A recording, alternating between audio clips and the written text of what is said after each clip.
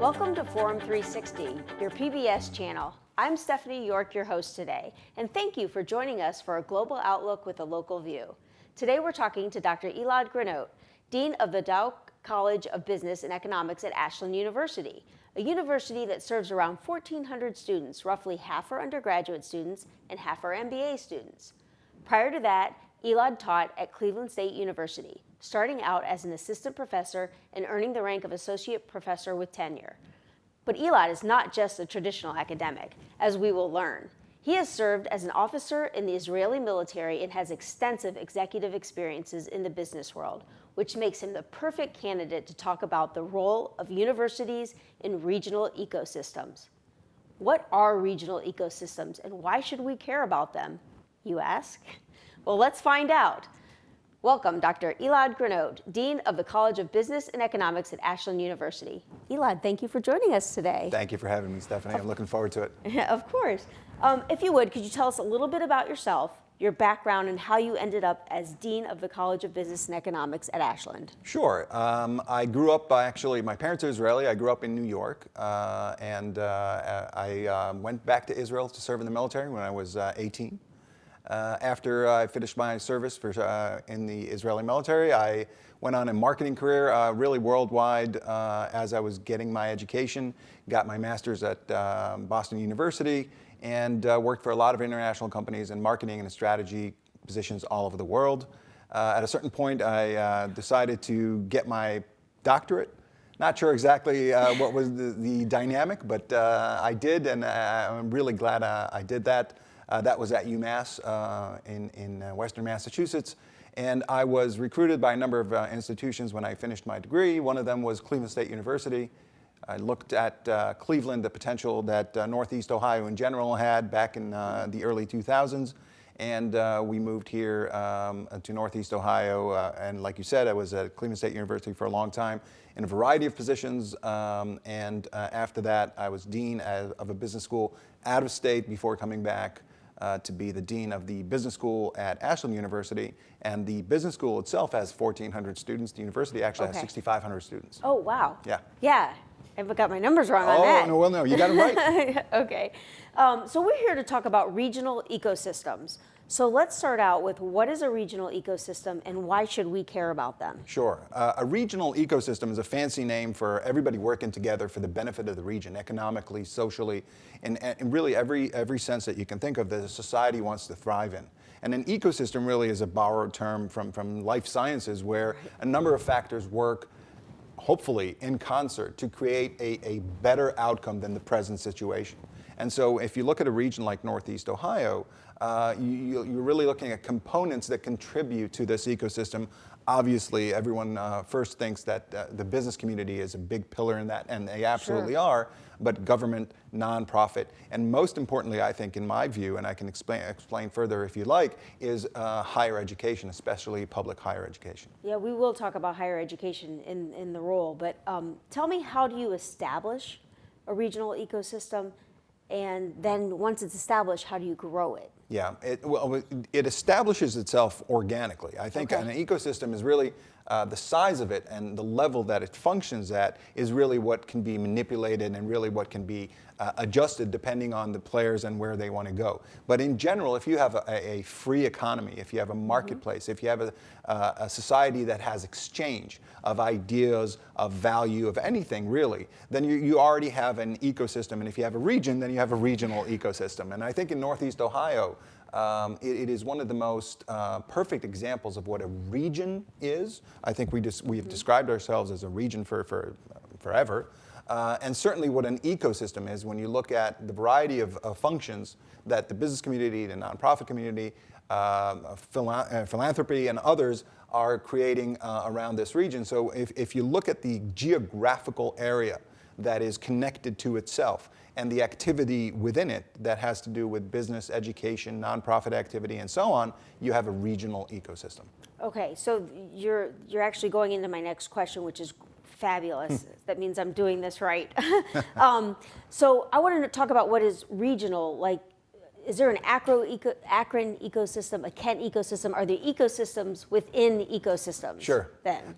In general, of course. So you have components within ecosystems, but I think ecosystems are something larger than a city or even a county. So certainly I would say there is absolutely an Akron ecosystem, and certainly there's a Summit County ecosystem. But I think that, as you said, they all fit into a larger Northeast Ohio ecosystem.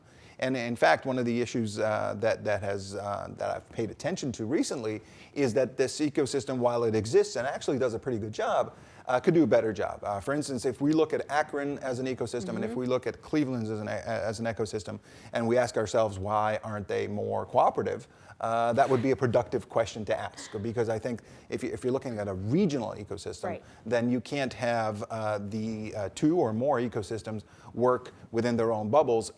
You could, but they wouldn't be maximizing their effect and therefore not producing the best value for their stakeholders. So these ecosystems within ecosystems, let's say, should all be working together in the region for the betterment of all. Yeah, absolutely. Is how it works. Again, if a region defines itself as such, then having competing ecosystems within it, while they do produce value, they're just not maximizing. And so the question is, why would you do that?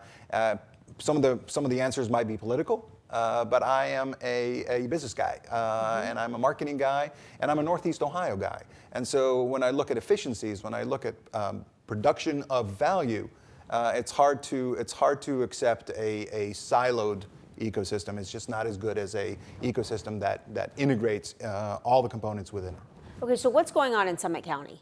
Summit County obviously is anchored by the activity in Akron, but it's not just Akron. But I think everything sort of centers around the amazing Elevate Akron initiative that takes all these components that I've been talking about and really creates a moving forward ecosystem that is anchored in innovation and entrepreneurship. And if you look at all these players in the Summit County and Akron ecosystem, or the greater Akron ecosystem, if you want to call it that, then you have so many players pushing so much, and I think at great level of synchronization, that you have a very competitive ecosystem. And if you look at rankings and national rankings, Akron's name keeps popping up as a place that really has got itself on the ball.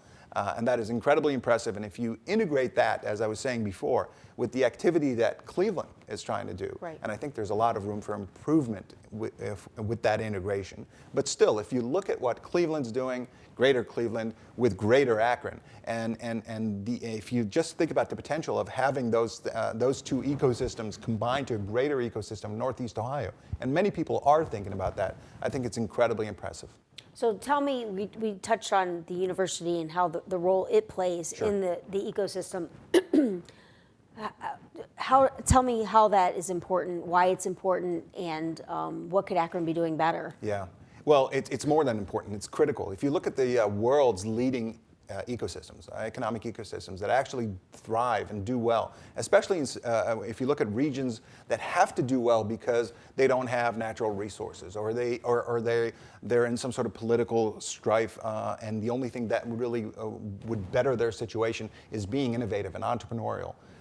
In every one of these ecosystems, the number one player, not just a participating role, but the number one player is a university, and preferably more than one. And there are very good reasons for that. The number one reason that I can certainly point out now is that universities' missions are to generate a pipeline of talent into their ecosystem. If you look at all the other players, they are incredibly important, but they don't produce talent. Universities, that's what they're there for. And so if you have an ecosystem and it's doing well and it's not maximizing its input or its contribution from higher education, at least one leading university, then you're not getting to the level that you could be getting to, and you're actually endangering the progress down the road. And so sort of going into your question, I think I mentioned so much activity in Summit County and in Akron. Some of it could be more with university involvement, and that's not a knock on the University of Akron. I think the University of Akron is actually incredibly impressive. The potential that it has with what it contributes to its ecosystem is undeniable.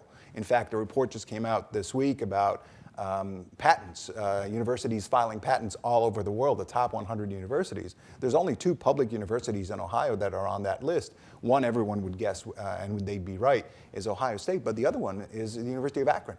And so that establishes the University of Akron, I think, and they always have that, as a premier urban Northeast university that contributes to its ecosystem. And I think it could do that a lot more. Right. I want to remind our viewers and those who may have joined late that we're here with Dr. Elad Granot, Dean of the College of Business and Economics at Ashland University. And we're discussing all the aspects of regional ecosystems, and particularly the role of higher education in those ecosystems. So, as you mentioned, there are multiple initiatives in our region, in Summit County, including Elevate Akron, trying to bolster the ecosystem. Is there a model that you know of that you recommend emulating? Sure, and again, when I'll recommend emulating a model, it's not saying that what we're doing here isn't good enough. I think it's fantastic. We talk about Elevate Akron. I should mention Bounce, the innovation hub, that is just an amazing initiative and actually does fit into the model that I'm about to describe. So what I'm about to say certainly doesn't take away from what we're doing. It just suggests more that we could be doing. And this isn't something that the region and its leaders aren't aware of or haven't seen before. But if you look at the model for what's known as Startup Nation, which is, we talked about my origins being from Israel. If you look at a country like Israel that has no natural resources, surrounded by enemies, you could go into a variety of reasons that it should be a depressed economy. It's a miraculously successful economy. Sure. And one of the reasons is that all the players come together. And so you have, obviously, and I know this is the context of our conversation, you have higher ed being an absolute leading contributor to that ecosystem, producing talent in a very deliberate way. But it goes back even before higher education. It goes into education itself. 3-year-olds are encouraged to be interested in science. And then grade school students, middle school students, high school students are encouraged to be entrepreneurial and creative, to embrace failure in an attempt to achieve success. So you have a whole culture that positions itself towards successful performance through innovation, through entrepreneurship, through taking things and putting them together, and that's just the education side. And in addition to that, you have government support. And I know, when we talk about government here, some people might wince and think, well, government usually taxes and takes things away.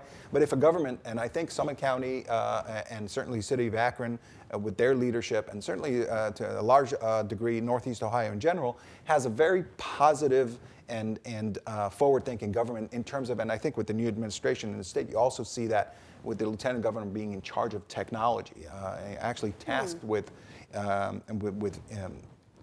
infusing technology into state processes. There's certainly a drive that we're a part of that allows us to have not just higher education, but also government being participants in this surge.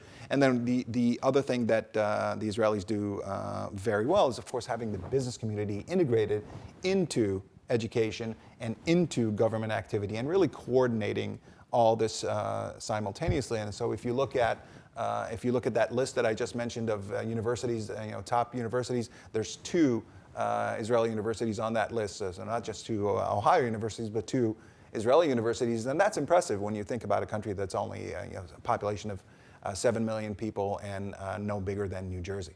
Wow, that is impressive. Yeah. So how have parents in Israel and university in the universities and private industry responded to this starting at age 3? Are parents are they in on this? Obviously, are they okay? Sure. It's a culture, and I think we have that here. We talk about the Midwest, and we talk about Ohio, and then we talk about Northeast Ohio. We have a culture of work and success, and putting ourselves and leaning into an effort that is not just for us, but for our organizations, for our region, for our city, for our state. Sure. And so there's a lot to be said for that. And I think, again, when you look at where the next phase of success is going to be. It's going to be an innovation. It's going to be a service economy. It's going to be a knowledge economy. As much as we would want manufacturing to be what it was, it's never going to be that way again. There'll be a lot of manufacturing, but you can't be on a manufacturing floor today without understanding computer systems. Sure. And so if you go into huge manufacturing facilities, there's a lot less people there, and anyone that is there knows technology. And so when do you want to start with that? I would say the earlier the better. And so having a culture that embraces that is something that is critical. And I think we are a culture that embraces that here in Northeast Ohio.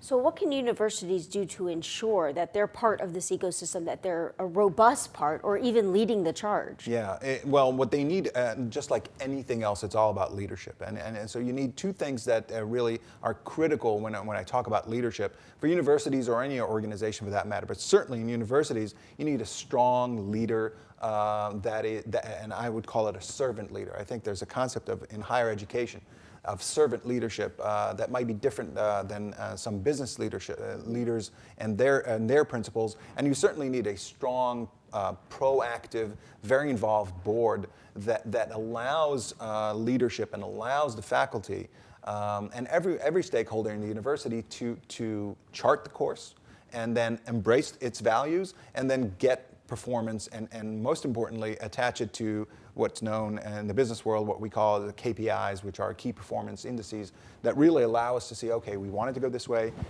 here's what we've done so far, how are we doing?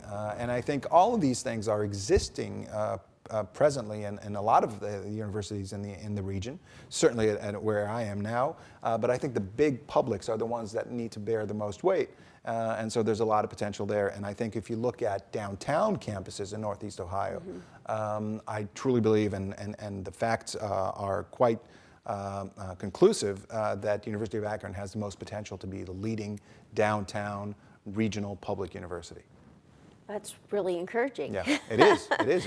Fantastic stuff is happening here. That's great. So you have all this entrepreneurship going on at the university, let's say, and so how do you keep these people here? Yeah. Well, I think it's important to understand that all of this isn't done for its own sake. It's done for economic benefit. And so, and you asked me before about models for this ecosystem. Yes. One of the things that make the Israeli Startup Nation model work so well is that, let's say an 18-year-old, an Israeli 18-year-old doesn't go to college, they go into the military. We don't have that here, but that shouldn't stop us from the model I'm about to describe. So if you go into the university and you start working with your professor and you develop some sort of amazing gizmo, everybody should win.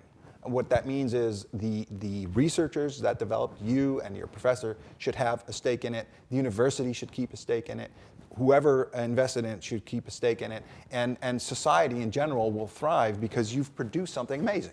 Right. And so the concept of making sure that everyone involved has not only a part of the risk, but also a part of the reward, I think is critical. And I think there's a lot to be said for technology transfer offices in universities for doing that and being, I think, more entrepreneurial. And you see a little bit of that starting to develop in Northeast Ohio. I think Ohio State is fantastic at it, obviously, and it's a model for us to emulate.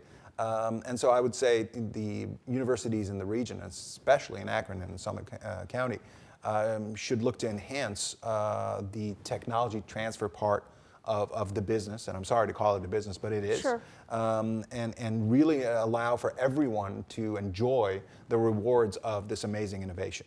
I should say that innovation in its essence is hard, and there's a lot more failure than success. And so there have to be rewards built into the system that when success is achieved, everyone is satisfied with it in more ways than just the recognition.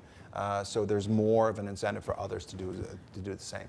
Well, it seems like, from what I know of it, Bounce is a good landing spot for a lot of these entrepreneurs coming out of college. I mean, they help them with startups, they give them a place to work until they expand enough that they need their own place. Yep. Is Bounce big enough for this? I think initially they are, and the concept, of course it is, and of course the driving force behind Bounce, Doug Weintraub and Deb Hoover, who's the chairperson of the organization. I think these are folks that understand entrepreneurship and have a great vision that is far beyond where they are now. And so yeah, the short answer to your question is Bounce is absolutely set up for this, but it needs to have, and it already has a collaboration with the university. I think it needs to have a broader collaboration with the university.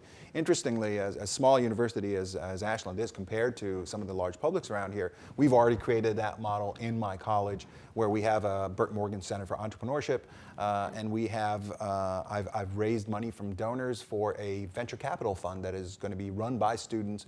And so students will be investing in student and alumni-owned companies and really getting experience by doing. And then they'll be incubated in the Morgan Center for Entrepreneurship. And that's just a small university, a little bit south of here. Imagine what large universities that serve the whole region could do if that were the mindset. So the one piece that we haven't talked about at all, and I'm not quite sure where it fits in, tell me about how nonprofits fit into this. Well, nonprofits, I'm looking at philanthropy, but I'm also looking at working with employment opportunities. And so there's a lot of, if you look at the Cleveland Foundation or other foundations, they absolutely play a role in funding initiatives that business wouldn't necessarily fund. I think that's the best way to fund it. So we have the Knight Foundation, the GAR Foundation, exactly. the Akron Community Foundations. Those foundations are the ones we're pretty much discussing. So usually, at least in building an ecosystem, I would say that the role that nonprofits play is filling the gap between what business wants to do and what needs to happen. So business will be a lot more bottom line oriented, 100%. Not that nonprofits are in the game to lose money, but we understand that there's a different set of priorities for nonprofits.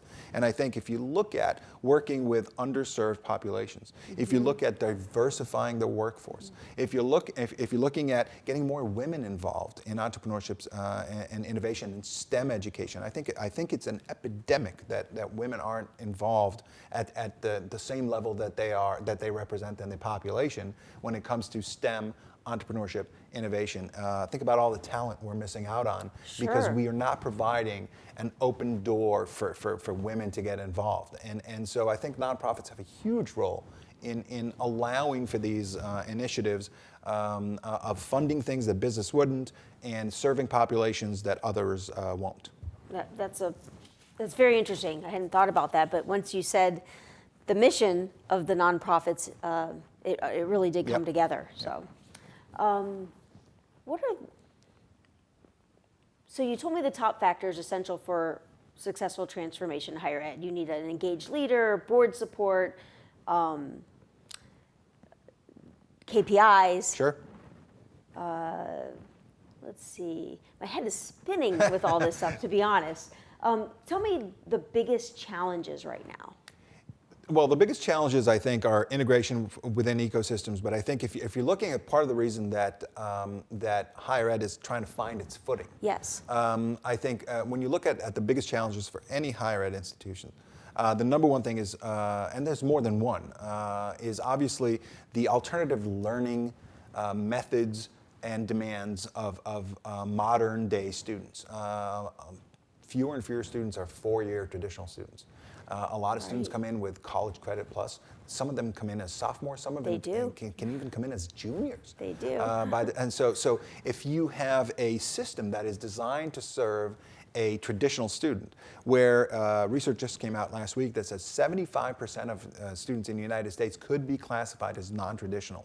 So if you have a system that's geared to serve traditional students, meanwhile 75% of its customers, so to speak, are not. You obviously have the strain and something needs to be adjusted. So I think the delivery methods of online, alternative, weekend, all these methods are putting a strain on four-year traditional colleges and universities. So that's number one. There's also a demographic dip that everyone keeps talking about. There's going to be less and less high schoolers, smaller pie for all of us to compete for, and so that is a something to consider. But I think from a business perspective, it's an opportunity as well. And so in the business world, you don't see Pepsi saying, "Oh my God, there's less people drinking sugar. Let's all huddle and hope it goes away." No, you sort of modify and look at how you can address the changes in demand.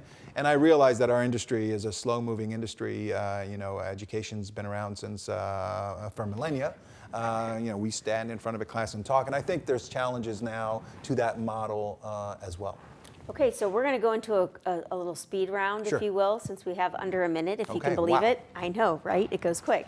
Can you grade, A to F, the Northeast Ohio ecosystem? Sure. I think it's a B- right now. Okay, and what's the best tip you could give them for moving up? Get universities involved. Okay, now grade the Summit County ecosystem. I think it's B, trending towards a B+. Okay, and the best tip? Get the University of Akron involved. Same thing, right? Sorry to It's be so critical. consistent. Thank you for joining us. Thank you, My pleasure. Elad, for joining us on Forum 360 on Fusion, your PBS channel, generously sponsored by the Knight and Akron Community Foundations, as well as the Jewish Community Board of Akron and others. Today we talked with Dr. Elad Granot, Dean of the College of Business and Economics at Ashland University, about regional ecosystems and how those ecosystems thrive only when all four integral sectors contribute: business, government, nonprofit, and of course, higher education. So if one of these sectors is absent, the ecosystem just cannot thrive as it should. What an eye-opener for sure. Thank you, Elad. My pleasure. For joining us today on Forum 360, we certainly are glad to have you as a valuable resource to our region. Forum 360 is brought to you by John S. and James L. Knight Foundation, the Akron Community Foundation, Hudson Community Television, the Rubber City Radio Group, Shaw Jewish Community Center of Akron, Blue Green, Electric Impulse Communications, and Forum 360 supporters.